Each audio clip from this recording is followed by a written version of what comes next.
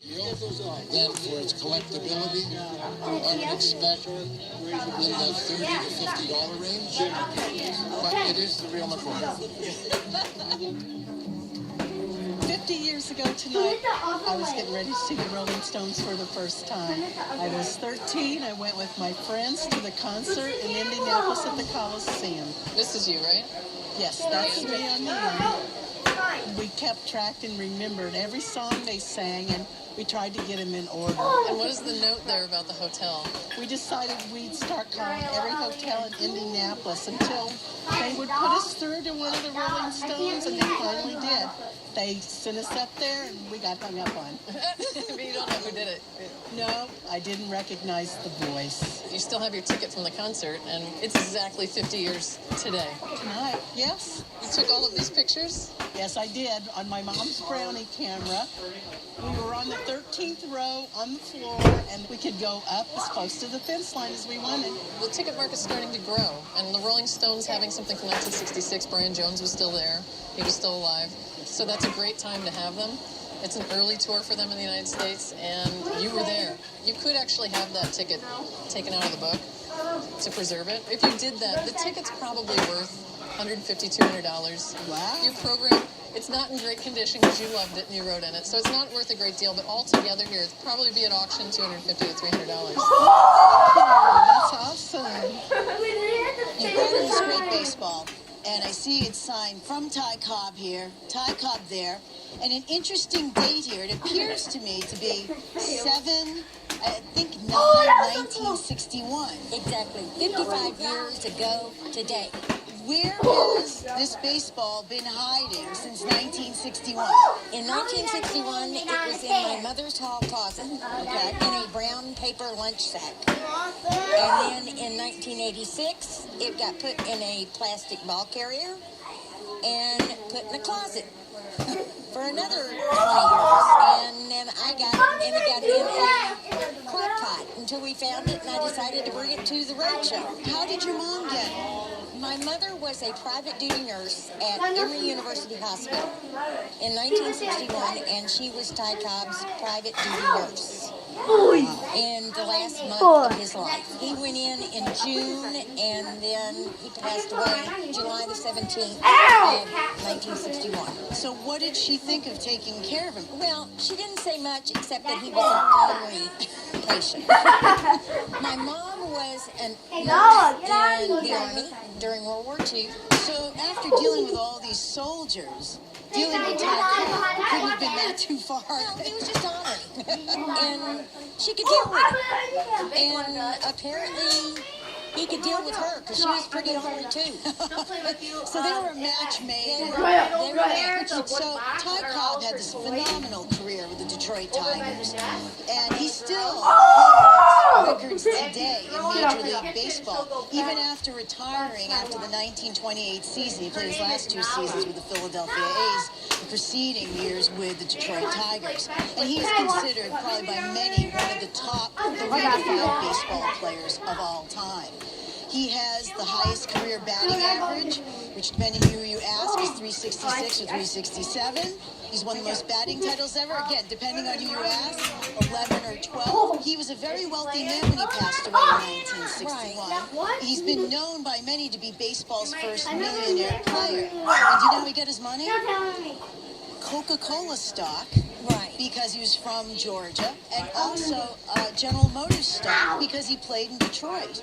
And he gave away a lot of money in college scholarships to kids. So his legacy has lived on well past his passing at 74 in 1961. The writing is in green. Normally it's in blue, black, ink, occasionally red.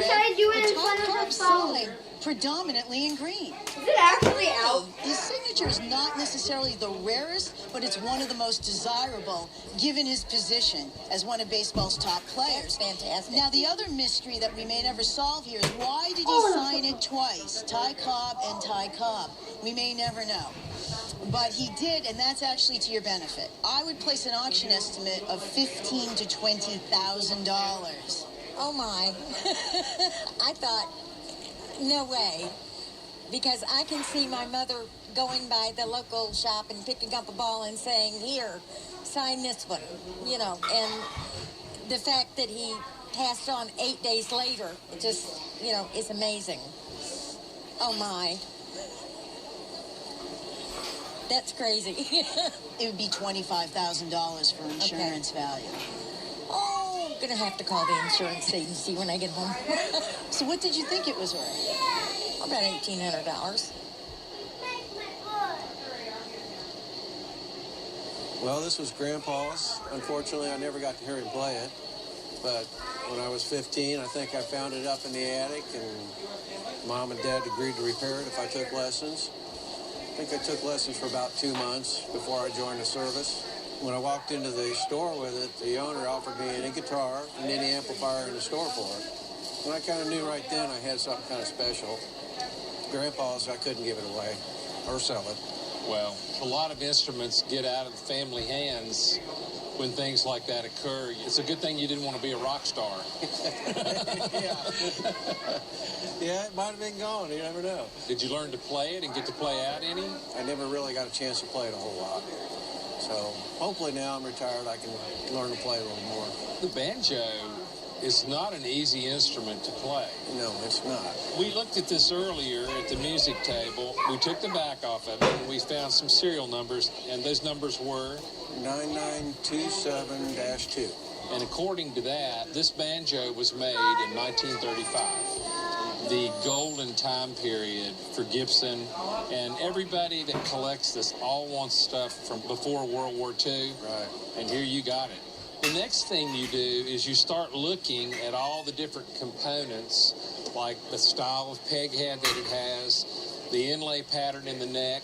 The neck is made out of probably rosewood, looks like, all mother of pearl inlay. There have been a lot of laws enacted recently about endangered woods. I think the neck on this is Indian rosewood, which is not endangered. This is an RB1. RB1. This is like the basic model that they would have made during that time period. It looks like it's never been refinished. Not to my knowledge. Had a little bit of repair on the neck. This is a fabulous banjo for somebody who wants something from the period and they can't get into those price ranges where, you know, you're holding your nosebleed. Right. For insurance purposes, I would probably put about $6,000 or $7,000 on it. Okay. Market value, you find them out there in the $4,000 to $5,000 range. Okay. But this is in fabulous condition. The only thing really it looks like it's been done to it is they put the head on it. That's about it. You gonna play it for us? You want to hear it? Yes, that'd be great. I'm a guitar player trying to be a banjo player. I feel it's a Hopi from the Hopi tribe, but I don't really know much more about it. That's why I brought it to hopefully learn more. And you're probably talking about something that is a fair market auction value of around $150 or $200. That's not bad at all. It's not bad at all. In the exact same condition, pre-1898, where it's an antique, it picks up almost 50% in value. I'd probably estimate it at $800 to $1,000, something like that. Well, good. I brought my father's flag when he was serving in the Pacific Theater. Also brought his diary and also his picture as a signalman. So our flag is in pretty rough condition here. This flag came from his LST number 797 through the typhoon of Okinawa. He was in 4 typhoons. Whether this was the flag from one of them in Okinawa, I think it was, because it was labeled as such.